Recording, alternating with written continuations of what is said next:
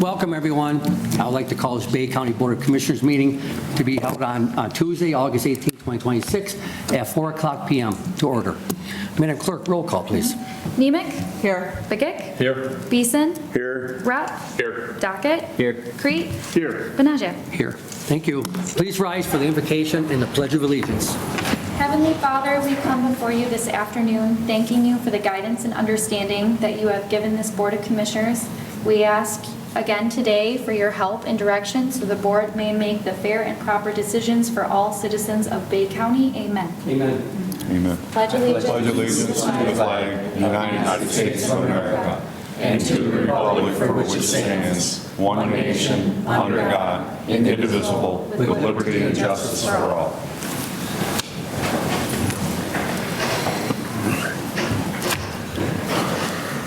The minutes of 6/14/26. Move to approve. Support. Isn't there, we have amendment. Yeah, That's part of the agenda. Oh, yeah. that's next, right here. Okay. Yep. Okay, any discussion? All in favor? Aye. Opposed, see none, motion carries. Any agenda approval? I'd like to add 2 items to the agenda. I'd like to add under unfinished business, a motion to approve the recommendation of outside counsel Ted Seats as discussed during the closed session held at the August 11, 2026 meeting, Committee of the Whole, and to approve the recommended budget adjustment, as well as, can I make them together or do they have to be separate? Separate. Okay, so that's the first one. Support. Is there any discussion? See none, all in favor? Aye. Opposed, see none, motion carries. Thank you.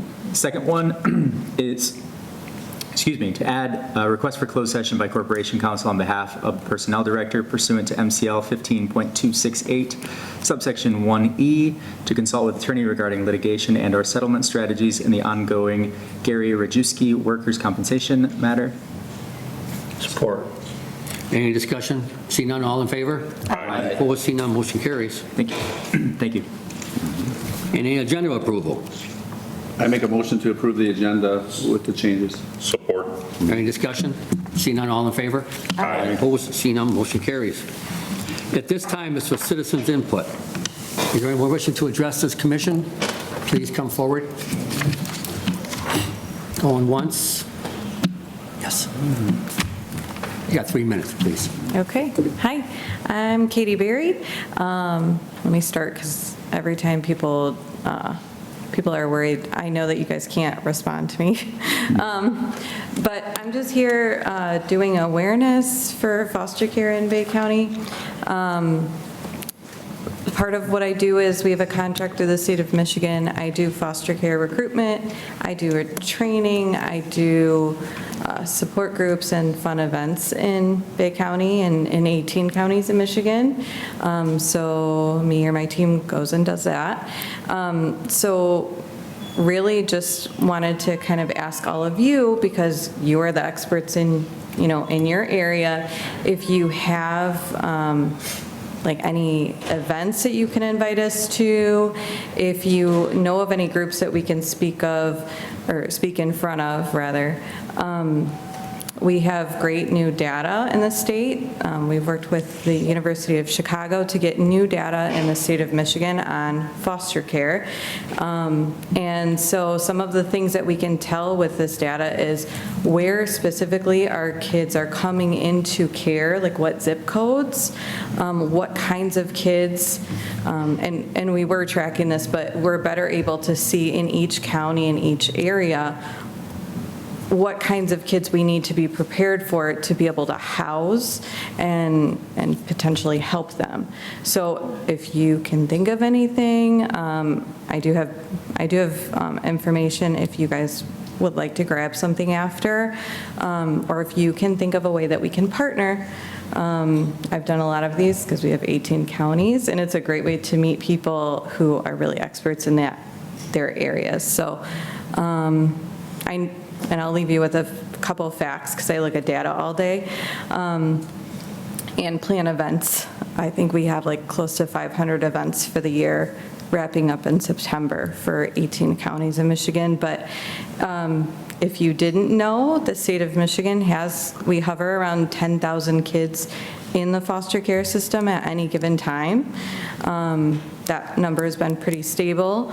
And in Bay County, I think it's 118 kids who are currently in care as of like July.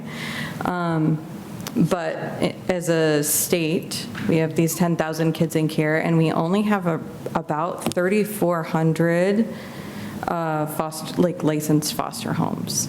So huge need for good people. If you guys have any ideas, I will give you my contact information. Thanks. Okay. Is there anyone else willing to address the commission? Going once, going twice. Public input is closed at this time. Petitions and Communications. Presentations, representatives from FACE Edition Now, which is FAN, Recovery Pathways, Sacred Heart, and Peer 360, have been invited to provide updates regarding their organization, programs, and services. Participation is subject to each organization's availability, and the agenda item does not confirm attendance by any specific organization. So who would like to go first? Okay. Welcome, Laurie.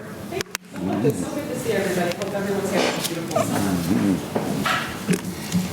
I'm Lori Zilkowski, and I wear a number of hats in our community, and today I am wearing my FAN hat, Face Addiction Now. It's an organization that Judge Harry Gill and I co-founded coming up on 9 years ago to help provide compassionate support for individuals and families who are struggling with addiction, like my family, our daughter Amanda now is 10 and a half years in recovery. We just moved her from Detroit to Miscellaneous so she can start her master's degree in social work at U of M. So go blue. Even the Spartan in me will say that today.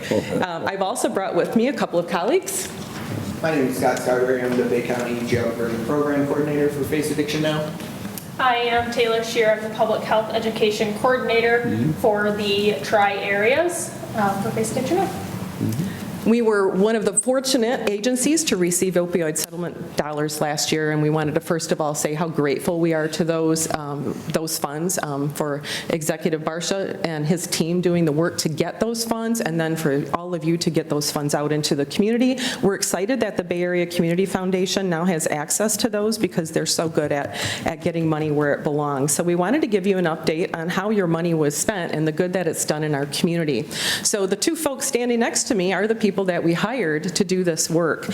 One of our focuses was a jail diversion program. This isn't something that FAN cooked up, although it happened very organically in our community. There's a national trend, as you may have heard, how we are intersecting with folks who struggle with addiction, especially with law enforcement. I'm a girl from Bay City from the 80s, and the fried egg and the drugs are going to fry your brain, it just never worked, right? And incarcerating people never worked to stop them from using either. So we looked at other models that are working across the country, and there is a big movement in jail diversion. We partnered with our Bay City PD, Public Safety, and also with the Sheriff's Department and the other police agencies in Midland and Saginaw 8 years ago to start a Hope Not Handcuffs program where people can walk in and ask for help. And instead of getting in trouble for a medical condition, they call us and we get you into treatment, which is much more effective. Then we started our quick response teams where a police officer goes out to make home visits to people who have overdosed or are at risk of overdose. The police know where people are drinking and beating each other up. They know where there are drugs,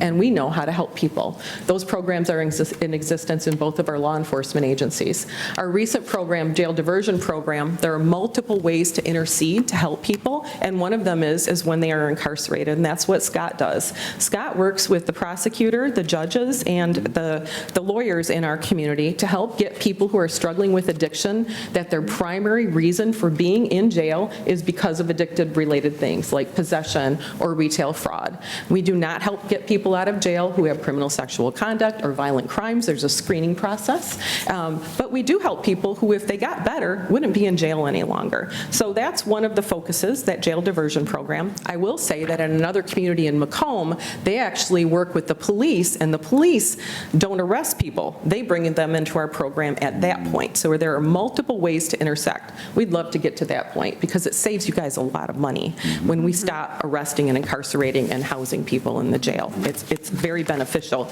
In fact, SAMHSA says that for every dollar we spend helping people not use drugs, we save $7 in the criminal justice system and an additional $4 in health care.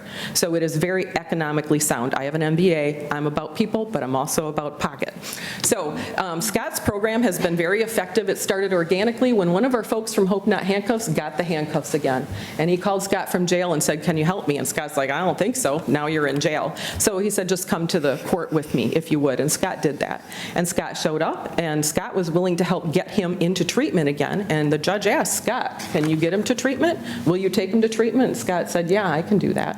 And that's how this program began, with that one person and that one Judge Sheeran who was willing to try that. And ever since then, this program built up speed because, of course, word of mouth is we can get treatment instead of incarceration. So I want to share some of the data because that's how we make our decisions. Currently for fiscal year 26, which for us begins on October 1st, that's when we received this funding, there were 95 individuals that we intersected with that were currently incarcerated. Actively complying with the program are 33 people right now who are in process out of jail and in process complying with the program. They are required to go to residential treatment. We try to keep them there for 90 days. That's rehab. Then they're required to go immediately to recovery housing. That's group supportive housing, not individual apartments, group supportive housing. They're required to do that, plus do everything else the court tells them. So we've got 35% of those folks complying right now. We have 20 people, 21% of them, who have already successfully completed. They did everything that was required of them for months on end, and the court then sees them and sentences them generally to, okay, you did everything you needed to. We get them out of the court system, we get them better. Just for reference, 69% of those folks were male, 31% were female, and that's generally what we see with substance use disorder. The referrals that we get are from attorneys. 72% of our referrals come from their attorneys, and then 28% come from law enforcement, MDOC, family, friends, or other agencies in our area. That's how we learn about people who need our help. So our current placement, we have 28 people in the community within our recovery homes, currently incarcerated and on our wait list, and in some process of Scott connecting with them and helping to get them to treatment, 49 people. So half of our people are waiting. If we had more help, we could do this faster. Inpatient treatment, we've got 2 people, and then sober living, we've got 16 people. This program started organically, and we were funding it until we couldn't. And I will tell you, when we first started December of 2023 through April 2026, there were 93 people that had successfully completed that program. It astounded us that there was over a 70% success rate. We thought there'd maybe be a 30%, that you'd get people in the car and they'd run. That is not what happened. People want to get well, and we have the process for doing that. So we were very pleased with the program. We did just resubmit to the Community Foundation. We're hoping to get another year.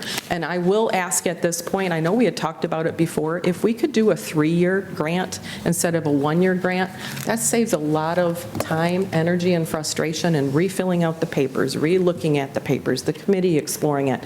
And as you know, with grant funding, having to do that every single year really slows down our progress. So I would ask that you reconsider that grant length, and for people that it would help for agencies, I would recommend re-looking at that. So the program's been fantastic. Taylor is just a new hire, but she's not unfamiliar to Bay City. She worked for our Neighborhood Resource Center, McLaren Prevention Network for some time, and it's her role to go out and educate the community, all sorts of different angles on that. And so we're really pleased with the progress we made. When Harry and I started this, we were a 100% volunteer organization. There was no staff, there was no money, and right now, thanks to MDHHS, we have an office that is getting painted and spruced up over on Wilder Road. We just got a new harm reduction van.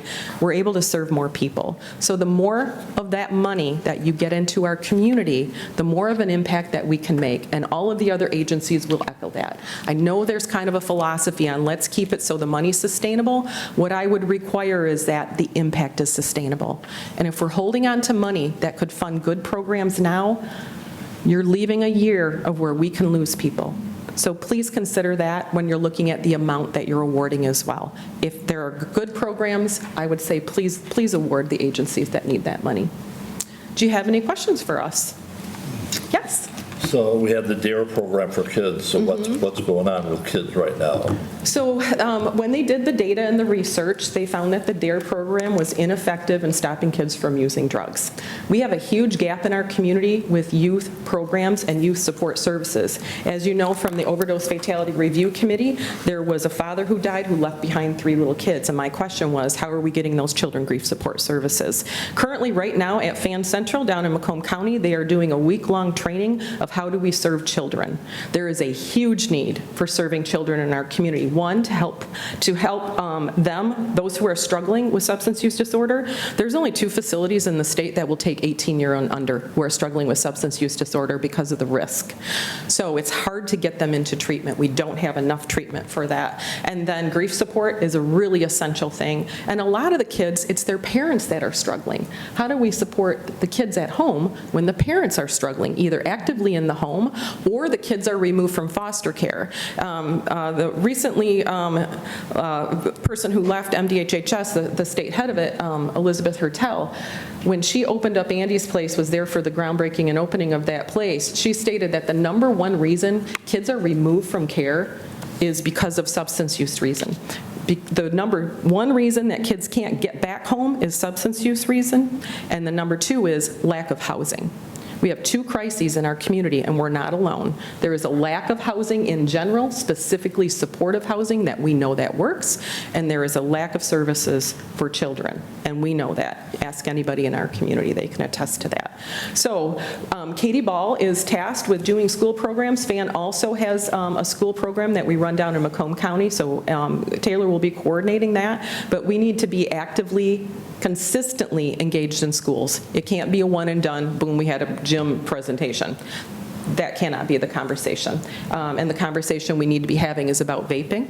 It's about cannabis use, because cannabis is not the same from the 70s Pink County Paralyzer when I was around. It is not the same. And it is causing THC psychosis, and it is sparking schizophrenia in young people. That's a real thing. We have to have those conversations. Stimulants like Adderall, kids share that. We come in and do the presentation at Delta College for the new police academy, and 2 semesters ago, 4 guys in the police academy said, these guys are from here. We just pound a handful of Adderall and get jacked up and go out and play football.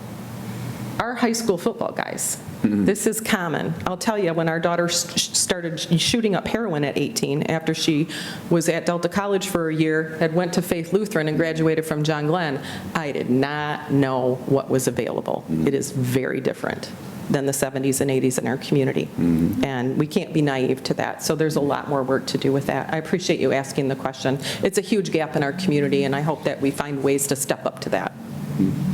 Any others?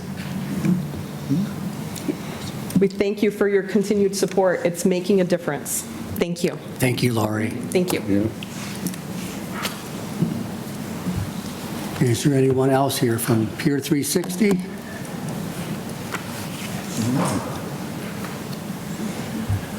Hey everybody, my name is Joel Hensel. I'm a person in long-term recovery. I love Scott. Scott's a good friend. He does amazing work. I brought some printouts, some data of what we did with the money. I have quite a few if anybody wants to look at it afterwards. However, AI did make it. The data is legit, but AI created it. I know the data is legit because I put the data in at the end of every week for the last year. So instead of reading off of this, I'll just try and do it old school and read here. Again, I've been in recovery for 9 years. I've worked in recovery for about 7.5. All 7.5 have been with Pier 360 to some capacity. They received this money, and he called me last year and asked if I wanted to be involved. I said I did, and he gave me 3 points that they kind of wanted to touch on. Those were recovery coaching and transportation, build some community partnerships, do some outreach, and then do some harm reduction. He told me that and then said, you can start working, make that happen. So this is what I did. For recovery coach engagements, we had a target of 250 engagements for the year. Okay, first I started going to, I've been a coach for a while, and the people I coach are justice impacted. So They're usually on probation, parole, they're involved with the courts, CPS of some capacity. These are the people I'm used to coaching. My executive director said, we're trying to reach the people that are in the gaps, the people that don't already have these services, so try and reach these people. So I went to recovery court a few times, called the pretrial services. I reached out to people I'm used to, and then I tried to kind of think outside the box. So I started going to food pantries, Salvation Army, Dream Center, and I'd bring a table with me and a tablecloth, and I'd set up flyers for our services, other organization services, and I would just have conversations with everybody that came to the table. I'd bring a bunch of swag, give them chapsticks, Kleenex, and that was it. And I had a lot. So the target was 250. I actually had 3,299 engagements. When I read that, I was like, that's a lot. But I put down every single person that I had a conversation with, not just recovery, but any kind of service that I knew about that I could get the word out to them. And for transportation, I did 194 services in the last year. Again, that's recovery support groups, recovery support meetings, doctor's appointments, court appointment. I took people grocery shopping. Anybody that I met in the process of this work, if they needed a ride somewhere, I wrote it down that I gave somebody a ride. The second thing we did was community partnerships and outreach. I met with 19 different community partners. Our target was 60 referrals to outside organizations for things, and we had 274 confirmed referrals. I joined coalitions like Project Hope, the Prevention Coalition, and of course, Recovery by the Bay Planning Meeting. We have a really big event coming up September 26th, Recovery by the Bay down at Winona Park. We would love all the support that we can get. My part that I played in this was to get resource vendor tables there, and we currently have 38 different resource available coming. Yeah, so I had 19 engagements with community partners, but we have 38 of them coming to this event down at Winona Park. So, and then moving on to harm reduction. Harm reduction, we had a target of 150 engagements. I had 679 engagements. For harm reduction, it really started to take off. They spoke about it and decided that we kind of needed to rebrand our harm reduction operation, so we rebranded it into Streetlight. It's still Pure 360, however, it's a separate thing. I meet people where they're at. I meet them with compassion. I used to think harm reduction was, let me get people to use substances safely until they're ready to get into treatment, and I've learned the job is just to meet people with compassion, meet them where they are. Maybe they don't want to stop using. It's not my job to get them to stop using. It's my job to keep them alive and safe. And while I've been doing that, it's really taken me back to when I used to use. And if somebody ever met me with some compassion, I think I would have entered recovery much earlier than what I did. I just don't think they expect people. Like, it's one thing, there's a lot of talk about enabling and this and that, and it's not. I've made some really cool, impactful connections with people that I don't think they would have expected, right? It's the same thing day in and day out for them. They're just existing. And someone comes along and here's some safer use supplies, but here's also a wound care kit, here's a medicine lockbox, here's a book bag, here's a blanket, here's a sleeping bag, here's a bottle of water. If I have gift cards, I'll take you to McDonald's and get you food. These kind of relationships are things that they're not used to. So this was by far my favorite part of the job, was the harm reduction. I distributed 7,690 supplies. That includes naloxone, medicine lockboxes, wound care kits, safer use supplies, hygiene kits. A lot of these things were made possible by the Dream Center, Sacred Heart, and the Prevention Network. The Prevention Network was huge. She supplied me with lots of things. I did go out and get lots of supplies on my own, just to be able to provide, because some things weren't covered within the grant. And for the third thing, no challenges. Oh no, we spent all the money. There was no challenges spending all the money. So we don't have anything planned for that. We will be applying again through Bay Area Foundation to get some money. I'll read this last paragraph that's AI generated because it sounds pretty good. On behalf of Peer 360 Recovery Alliance, we want to thank the Bay County for trusting us with these opioid settlement dollars. The results show the need for recovery coaching, transportation, harm reduction, and hands-on referral support is significant. More importantly, these numbers represent people in our community who were met where they were, connect to support, and given another opportunity to move forward safely. We are grateful for the county's investment and proud of the foundation this grant showed us to build. Any questions?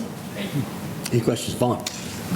Lori mentioned the Office of Fatality Review and some sad stories, you know, she mentioned the father with 3 kids and what are the kids going to do now. And it's a lot of young people, so there's still people, you know, that's down. The fatality rate is down, but it's still there, so we need to keep up the work on it.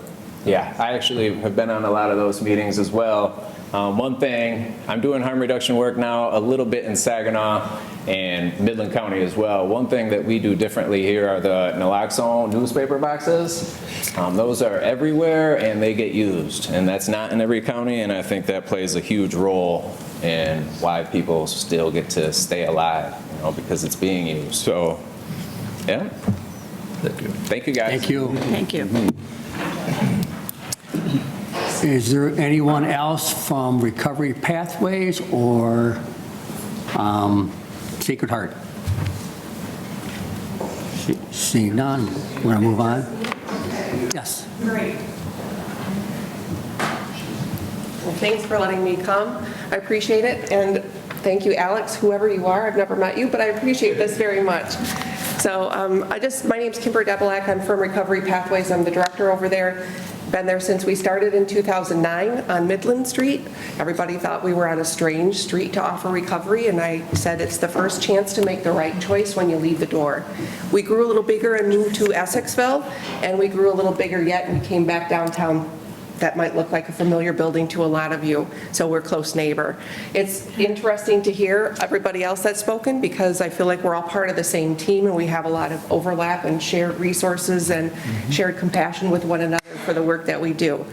The opiate settlement money that we got for us, we're downtown, we see people out those windows walk by every day. Homeless individuals, people struggling with substance use, all kinds of folks that just don't know where to go and need to walk in today and access help. So what we said is, let's break down those barriers. I can say next slide to whomever that would be, or is that me? Clicker up there. Oh, You got it. is it that one? There we go. Thank you.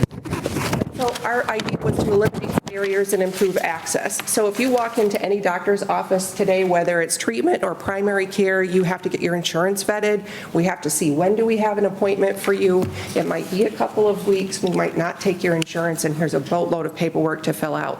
When you have substance use disorder and you're in withdrawal, those are barriers that make you leave and not come back. And when you leave, those risks, delayed care, disengagement, continued use, overdose, and death, or emergency department visit are definitely likely in your future.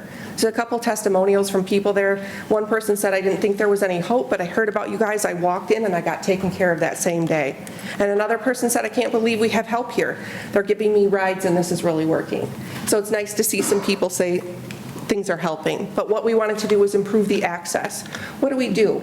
When you talk about treatment, there's all different levels. Is it the right level of care for you? Should you be an outpatient? Should you be an inpatient? Should you be at detox, residential, supportive housing, et cetera? And if you do need any of those, when can you get there? And how will you get there? So what we did was use this funds to open the doors, provide staff to service anybody that walked in, do a brief assessment with them, decide what their needs were and working through that with them together, offer them treatment that same day. If you needed to see the doctor, he was right over there. We would help you go see him right now. If you needed to see a recovery coach, they were in the other hallway. You could go over there and see them. If you were homeless and needed housing support, you could see one of my case managers right then.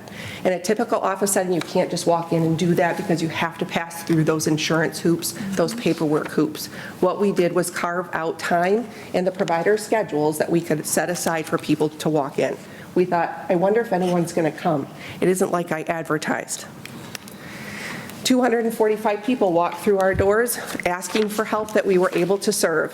135 of those were opiate primary use disorder, and that's what this grant funds were for. So what did we do with the remainder? We still served them. It was just on our dime. Your funds, though, went for caring for these individuals, for covering those office visits that wouldn't have been able to be covered, for covering the care from the case manager or the recovery coach that couldn't be accessed unless we did all the hoops, barriers, and paperwork. So this is what this shows over the 4 quarters as far as the opiate individuals that we served. Primary after the opiates was alcohol, then methamphetamine, then cannabis, and cocaine and some kratom use. Those are the other substances that people came through our doors that sought help for, that we did help, but not with these funds. We did spend all of our money as well. Here's the program retention that we have. This is broken out by quarters. This is showing how many people came in with opiate use disorder, how many were able to engage in comprehensive services, meaning they stayed for the whole gamut of care, and the retention at 30 days. We have a fairly high retention rate of 82%. It means if you walked in and started care, you stayed with us and received the remainder of your services. And currently, I checked our numbers before we left, we're at 62 continued people, 62% continued care of those people that entered this path this way. Just for interest, I like data. I'm the director. I need the data to see what we're going to do and make sure that it's a productive program. So industry standard for retention at 30 days is 55%. You can see ours is significantly increased from that. This just shows you also some age breakdown as well. 42, 38, 36, and 36 years old. Those are the average ages. So if you think that substance use looks like an 18-year-old or a 60-year-old, it does, but this is the average of what came through. Of the 113 of the 135 people that we served also had co-occurring mental health disorder, and that's also a significant barrier. Sometimes when you want to access care, they'll say, your mental health is too severe, we can't help you, you have to get that figured out first. Or your physical health is too significant, get that figured out and come back later. We just opened the doors, opened the arms, and said, come in, we'll help you figure it out. Of the mental health diagnoses that we saw, these are ranked in the order anxiety, depression, PTSD, insomnia, and bipolar disorder. So a significant 84% of individuals also suffer from mental health. I broke these out by quarters. This is boring. But there's the quarter, each quarter telling you what those are. It gives you the average age and all of that stats if you really want to dive deep. This is an interesting statistic that I pulled. The average person struggling with substance use disorder winds up going to the emergency room about 3 times a year because we don't have established primary care. We're not engaged in mental health or substance use services, so we use the emergency room sort of as a stopgap. An average ER visit's about $6,000. If you go to the ER 3 times a year for services that could have been done elsewhere, that's potential of $18,000. My client average in this program was $416. So that's a significant savings. When you enter into all of the care that we have case management, we can help with supportive housing, transportation, all of those types of things. So this is an example of what the savings could be per individual that's struggling with substance use if they knew where they could go and could access help the same day. So the grant funding helped remove all these delays between the walk-in need and treatment access. You could walk in, you could get a clinical assessment, you could get your medical care that same day, and open doors to any comprehensive care that you may need. So this was successful in my eyes in that we had 82% retention, that we were able to serve 135 people, that 62% of them are still retained in treatment, that there could be a cost savings for that as well. We would appreciate continued funding and support for this because the system still exists with all the barriers, hoops, and paperwork, and everybody else that accesses care without this still has to go through those things. And that's a frustration, but not something I can solve in a short time. And so we would love to continue to do that. However, we are excluded from the Community Foundation as it's a 501c3 and religious organization. We're a private for-profit agency, so I'm not eligible based on what I've seen so far to be able to access future funds. So I'm letting you know because that was one of the questions that was asked. So I do appreciate having the opportunity to have done this. I consider it successful. It's just as Joel was saying, it's about being compassionate, it's about being empathetic, it's about just listening, and everybody is a human and they just need to have help. So we provided that and I appreciate the use of these to do so. Thank you. Any questions from the board for Kimber? So I saw you mentioned cocaine, and there was a large bust at Penn State University today, like, I don't know, 14 people that they were bringing in from Philly. And I hadn't heard much about cocaine lately, but apparently it's still out there.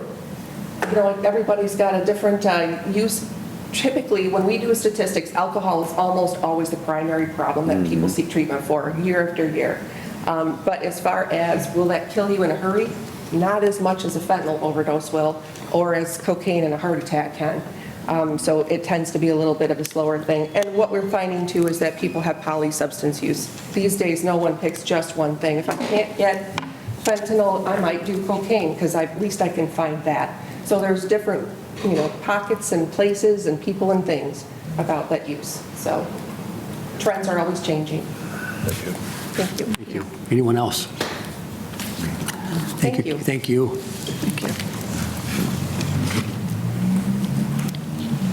Anyone here from Sacred Heart? Seeing none. A motion is in order to receive. So moved. Support. All in favor? Aye. Opposed, seeing none, motion carries. The Bay County Department of Aging Advisory Committee. We have a letter of resignation from District 4 appointed Representative Cathy Serafini, whose term expires December 31st, 2026. Move to receive. Go ahead. Motion to receive. Support. Any discussion? Seeing none, all in favor? Aye. Opposed, seeing none, motion carries. And number 2, appointment of Carrie Strohkirch for the District 4 appointed representative to the Bay County Department of Aging Advisory Committee for the unexpiring term ending December 31st, 2026. Move to receive applicant and confirm appointment. Support. Motion has been made and supported. Is there any discussion? Seeing none, all in favor? Aye. Opposed, seeing none, motion carries.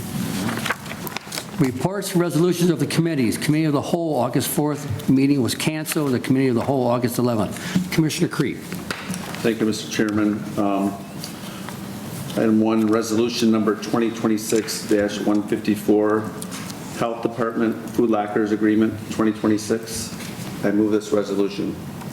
Support. A motion has been made and supported. Is there any discussion?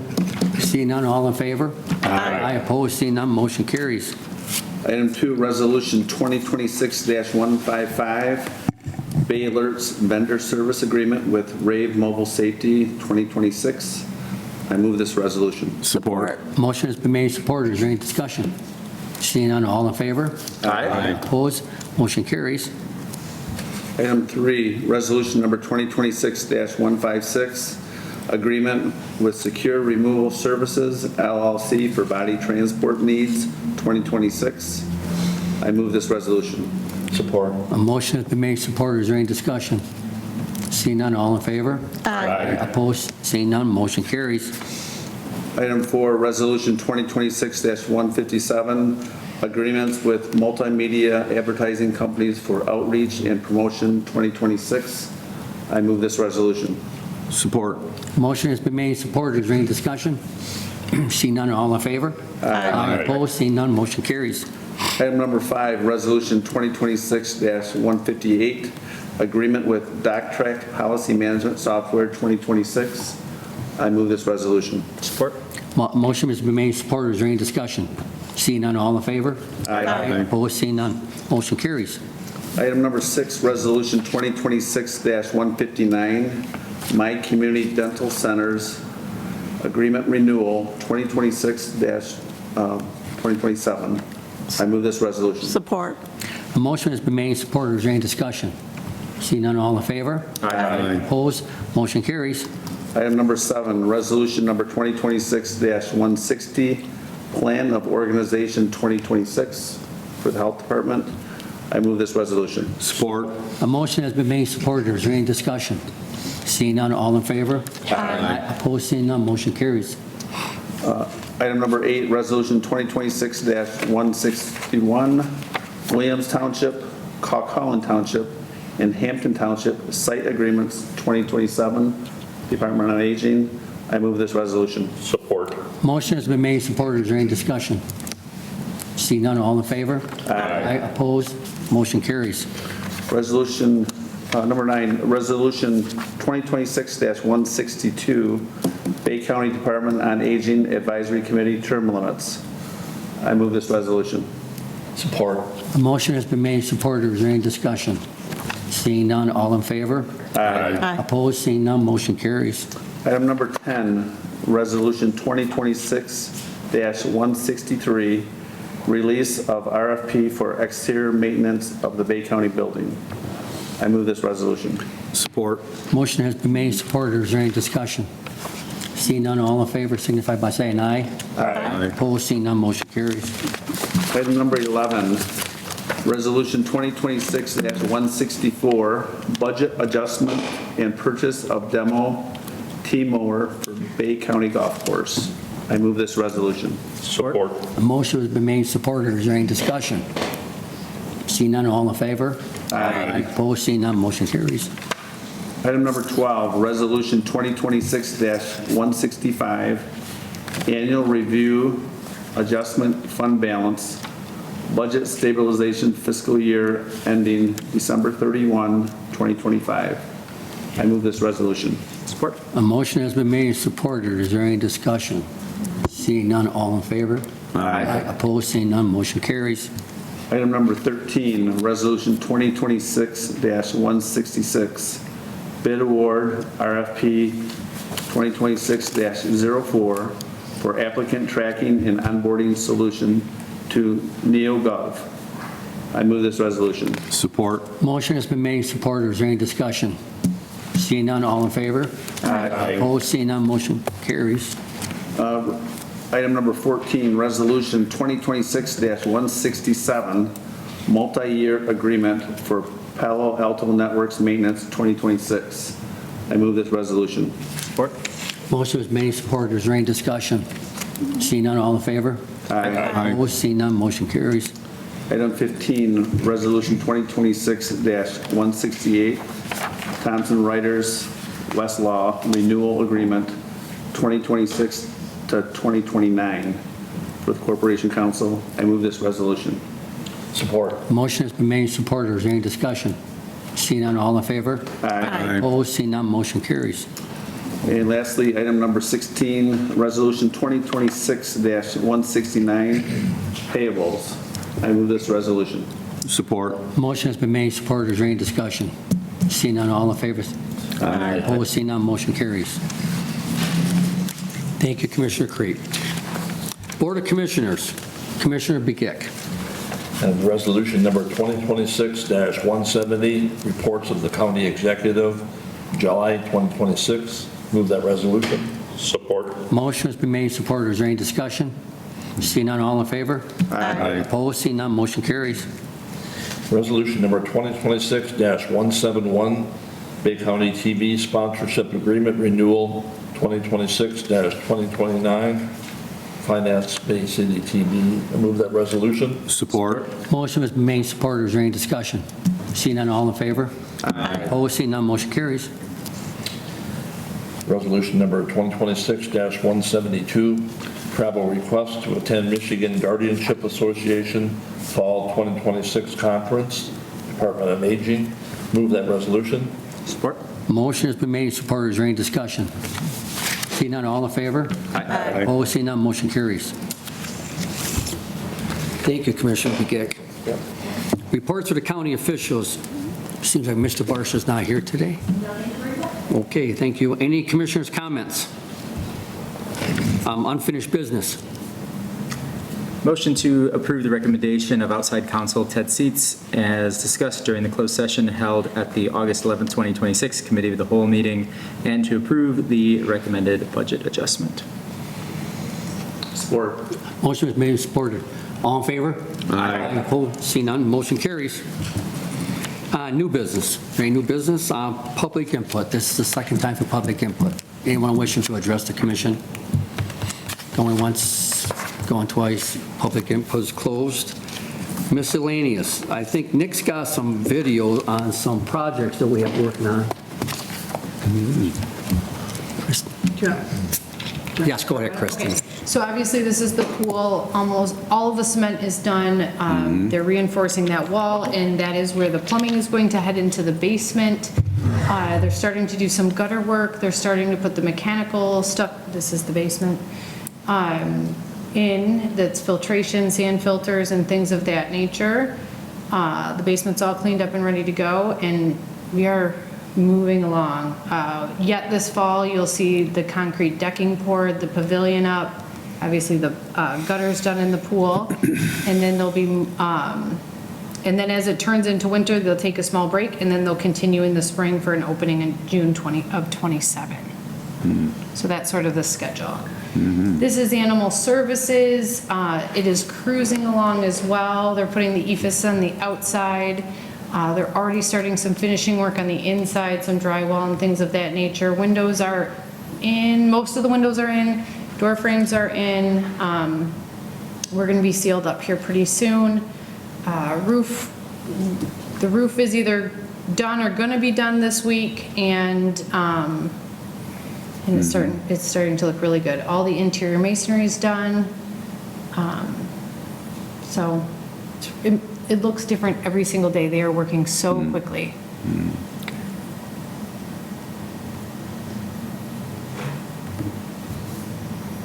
This is sort of a picture of the lobby. It's be a nice See looking the building. outside. It is. It's a great building.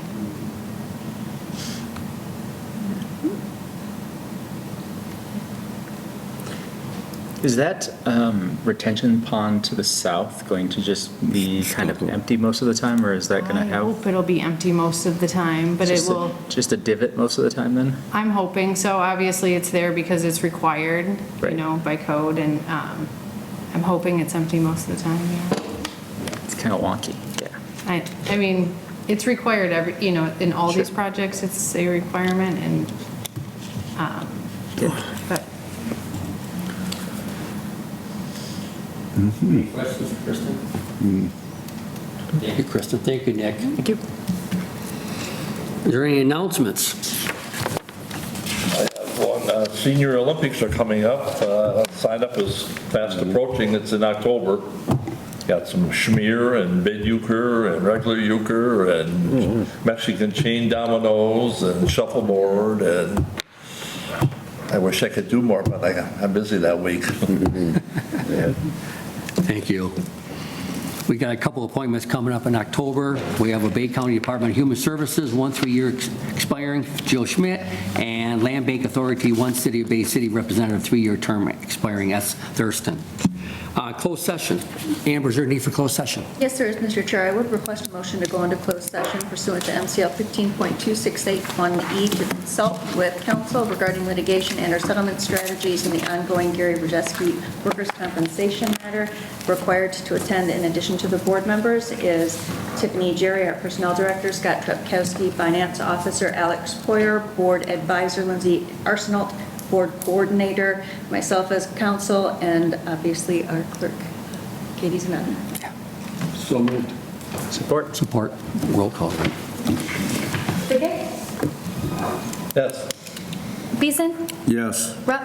Yes. Dockett? Yes. Crete? Yes. Nemec? Yes. Benajak? Yes. I'd like to make a motion to follow the recommendation of outside counsel regarding ongoing Gary Brzeski workers' compensation matter. Support. Or any discussion? Seeing none, all in favor? Aye. Opposed, seeing none, motion carries. Vote to adjourn? Support. All in favor? Aye. Meeting adjourned. All right. That wasn't too bad.